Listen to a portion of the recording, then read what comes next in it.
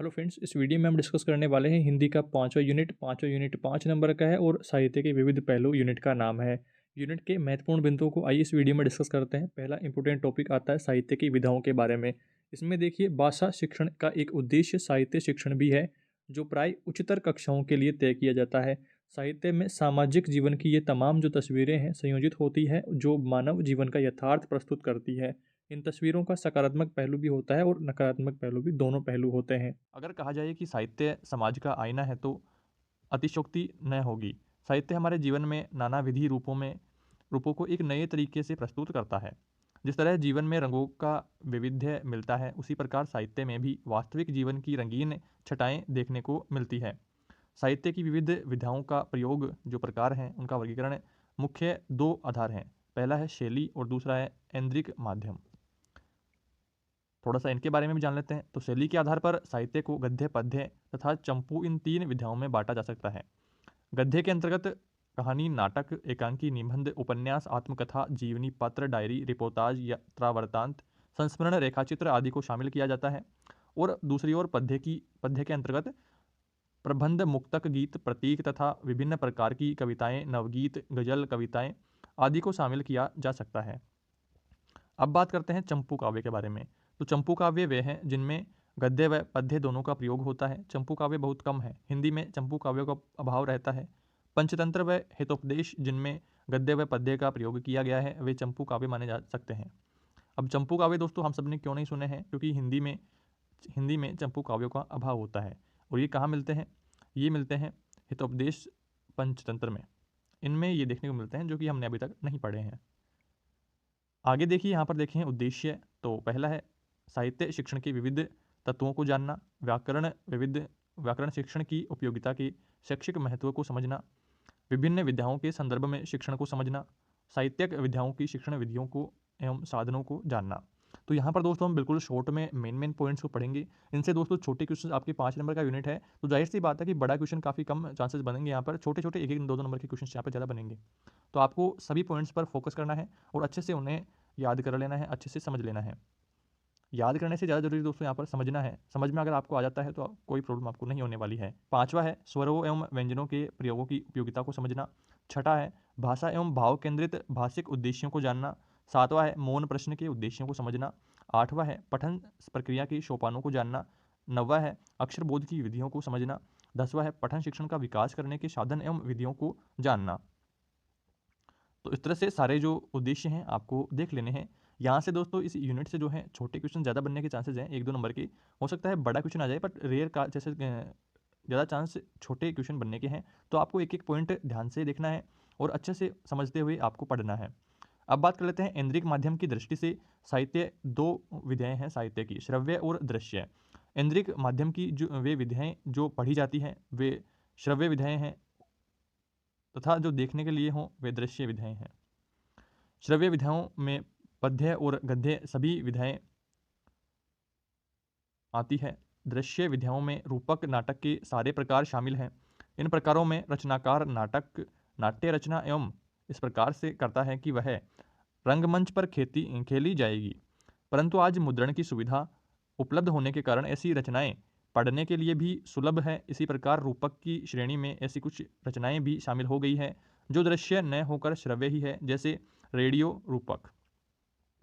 इस प्रकार हम कह सकते हैं कि सभी प्रकार के रूप दृश्य नहीं होते हैं। विद्यालयी पाठ्यचर्या को केंद्र में रखते हुए यहाँ साहित्य की मुख्यतः दो विधाओं का वर्णन किया जा रहा है, गद्य और पद्य। तो आप थोड़ा इनके बारे में जान लेते हैं। पहला है गद्य। यह हिंदी साहित्य की सशक्त विधा है। इसमें छंद, लय, अलंकार एवं रस आदि का निर्वाह करना आवश्यक नहीं है। गद्य शब्द गद्य धातु से बना है, जिसका अर्थ है स्पष्ट कथन। अर्थात गद्य में तथ्यों एवं विचारों को सर्वमान्य भाषा के माध्यम से ज्यों का त्यों प्रस्तुत किया जाता है। इसलिए गद्य में बुद्धि पक्ष की प्रबलता होती है। गद्य में जीवन की वास्तविकता दृष्टिगोचर होती है।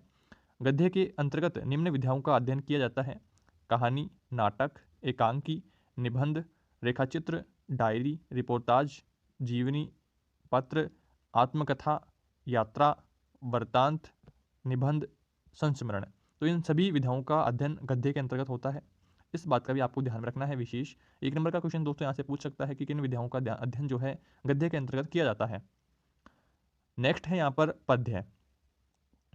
हिंदी में प्राय काव्य, कविता और पद्य को पर्याय के रूप में प्रयोग किया जाता है, परंतु इनमें थोड़ा भेद होता है। काव्य शब्द संस्कृत भाषा का अपना शब्द है और इस शब्द का प्रयोग साहित्य के लिए होता है।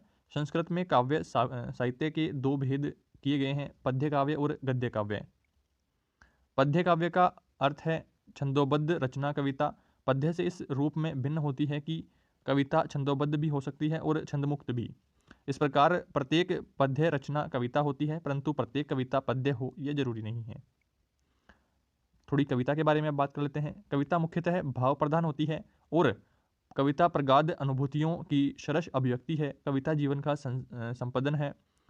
वह हृदय गति की का संगीत है। लय, ताल, स्वर, आरोह अवरोह एवं हाव भाव से युक्त कविता में संगीत की झांकी होती है। कविता गेय भी होती है, यानी कि कविता को गा भी सकते हैं और उसमें संगीत की लहर निहित होती है। कविता पढ़ने से आनंद की अनुभूति होती है। कविता में कल्पना, भावशैली एवं बुद्धि तत्व मुख्य होते हैं। कविता में सत्य की अनुभूति होती है। तो इस तरह से आप इसे समझते हुए पढ़ेंगे। नेक्स्ट हमारा पॉइंट यहाँ पर आ जाता है कि रिपोर्टाज क्या है। रिपोर्टाज देखिए थोड़ा सा मेन पॉइंट है, इसलिए थोड़ा सा इसको क्वेश्चन टाइप में अलग से लिखा है। रिपोर्टाज आधुनिक काल की विधा है। हालांकि इसका विकास पत्रकारिता में हुआ है, मगर यह अखबारों की रिपोर्ट से किंचित अलग है। भाषा तथा मानवीय संवेदना से संपूरित दृष्टि उसे साहित्यिक विधा बनाता है।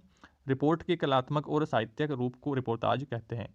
रिपोर्ट के कलात्मक और साहित्यिक रूप को रिपोर्टाज कहते हैं। नेक्स्ट यहाँ पर थोड़ा और इसके बारे में जाने हम, तो रिपोर्टाज शिक्षण के लिए हमें रिपोर्टाज से के मुद्दे यानी विषय वस्तु को समझना होगा। हम जानते हैं कि रिपोर्टाज का फलक विस्तृत होता है, लिहाजा इसमें विषयगत विविधता मिलती है। केंद्रीय विषय की पहचान विद्यार्थी को उससे संबंधित बातों पर विचार के लिए प्रेरित करती है। यहाँ एक शिक्षक शिक्षिका को परिवेश उभारना चाहिए। यह परिवेश उनका जाना पहचाना हो सकता है तो नितांत नया भी। परिवेश में प्राय अंचल विशेष का भूगोल, भाषा, खान पान, परंपराएं आदि शामिल हो सकते हैं। अब बारी आती है पाठ की मुख्य संवेदना में आत्मसात करने की। यह रिपोर्टाज शिक्षण का सबसे अहम पहलू है। यह संवेदना ही एक अनुगूंज के रूप में रिपोर्टाज पढ़ने के बाद भी पाठक के मन में गूंजती रहती है और मानवीय दृष्टि का विकास का जरिया बनती है। इसे सामने लाने के लिए शिक्षक को संवाद के कौशल का इस्तेमाल करना चाहिए। शिल्पगत पक्षों की पहचान व उनका समुचित विवेचन इसका अगला पड़ाव है। यहाँ हम रिपोर्टाज की भाषा शैली, अंतरकथाओं व मुहावरों, लोकोक्तियों का उद्घाटन कर सकते हैं। समग्र पाठ के बाद रिपोर्टाज के अभाव का विश्लेषण विद्यार्थियों में आलोचनात्मक दृष्टि पैदा करता है। तो इस तरह से आप रिपोर्टाज पढ़ लेंगे। थोड़ा सा निबंध के बारे में हम जान लेते हैं। निबंध शिक्षण के उद्देश्य क्या है, निबंध किस प्रकार से लिखते हैं, क्या क्या होता है, तो ये सब आप जानते हैं। थोड़ा सा निबंध शिक्षण के उद्देश्य हम यहाँ पर देख लेते हैं। तो बच्चों में आदर्श वाचन की कुशलता विकसित करना, शुद्ध उच्चारण, बलाघात, यतिगति, आरोह अवरोह, भाव भंगिमा आदि के प्रयोग सहित अर्थ ग्रहण करते हुए तीव्र गति से मौन पठन, विषय वस्तु का केंद्रीय बोध ग्रहण करवाना, बच्चों में विषय विमर्श की कुशलता विकसित करना, शब्द भंडार में वृद्धि करना। आगे है भाषा की लाक्षणिकता, व्यंजनता आदि की समझ विकसित करना, लोकोक्तियों, मुहावरों, पर्यायवाची, विलोम शब्दों आदि की समझ व उपयोग, नवप्रयोग की कुशलता विकसित करना। तो ये सभी जो है निबंध लेखन के उद्देश्य हैं, जिनको भी आपको ध्यान से पढ़ना है। अब थोड़ा सा जीवनी शिक्षण के उद्देश्य पढ़ लेते हैं। जीवनी शिक्षण के उद्देश्य हैं मौन पठन द्वारा विषय वस्तु को आत्मसात करने में कुशलता, महान व्यक्तियों के चरित्र, स्वभाव व उनकी असाधारणता को समझने की कुशलता, उनके जीवन मूल्यों, आदर्शों, लक्ष्यों एवं सिद्धांतों का उल्लेख करने की कुशलता, अर्थग्रहण की दृष्टि से आवश्यक भाषिक तत्वों का सामान्य ज्ञान प्राप्त करने की कुशलता। अब बात करते हैं पत्र साहित्य शिक्षण के उद्देश्य। पत्र साहित्य शिक्षण के उद्देश्य है बच्चों को इस विधा में लिखे गए साहित्य की जानकारी प्रदान करना, अन्य विधाओं को इस विधा की तुलना करना, औपचारिक अनौपचारिक पत्रों से इस पत्र साहित्य को अलग करने की समझ भी विकसित करना।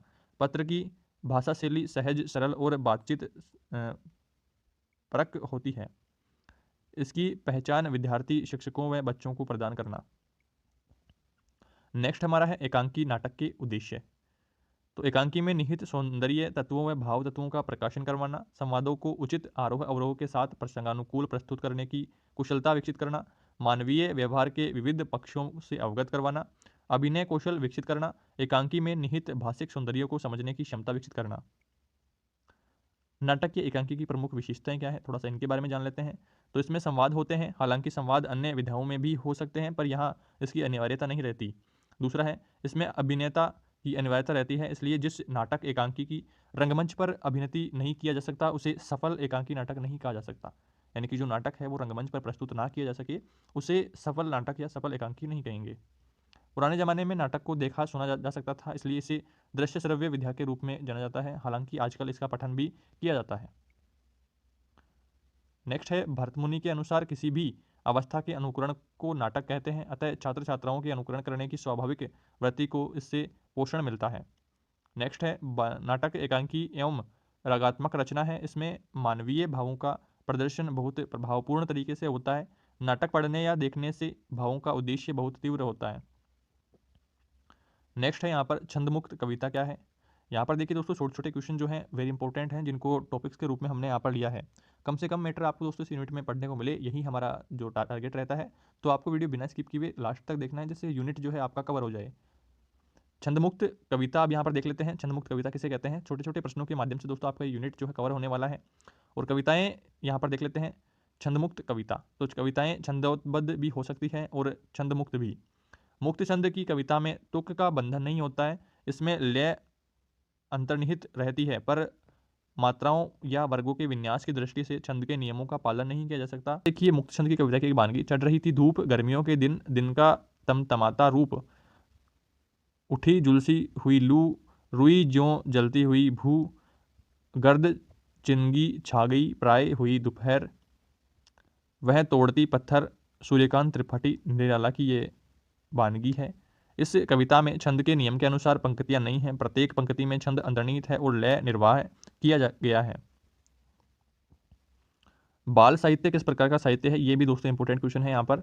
बाल साहित्य वह साहित्य है जो मुख्यतः कहानी, कविता, संवाद, एकांकी आदि विधाओं को आधार बनाकर बोधगम्य शब्दावली, सुगठित वाक्य विन्यास तथा रोचक शैली में प्रस्तुत किया गया हो। इस प्रकार के साहित्य में यह उपेक्षा रहती है कि वह साहित्य परंपरागत उपदेशात्मकता के साथ साथ वैज्ञानिकता, तार्किकता, नवीनता, कल्पनाशीलता आदि भावबोधों से परिपूर्ण हो। नेक्स्ट है यहाँ पर, मानव जीवन के रागात्मक अनुभवों की शब्दमयी व्यंजना को साहित्य कहते हैं। साहित्य जीवन की व्याख्या है, सत्य की साधना, सौंदर्यानुभूति, लोकमत की उदात्त भावना साहित्य के सनातन मूल्य हैं। इस तरह से आपने देखा बहुत कम समय में हमने 5 यूनिट को डिस्कस कर लिया है। आई होप आपके सारे डाउट्स इस वीडियो में दूर हुए हैं। फिर भी कोई डाउट रहता है, फिर भी आपकी कोई समस्या रहती है तो कमेंट करके जरूर बताइए। चैनल पर नए हैं तो सब्सक्राइब कर लीजिए इसी तरह की इंपॉर्टेंट वीडियोज़ के लिए। जल्दी मिलेंगे अगली यूनिट के साथ। Thank you for watching this video.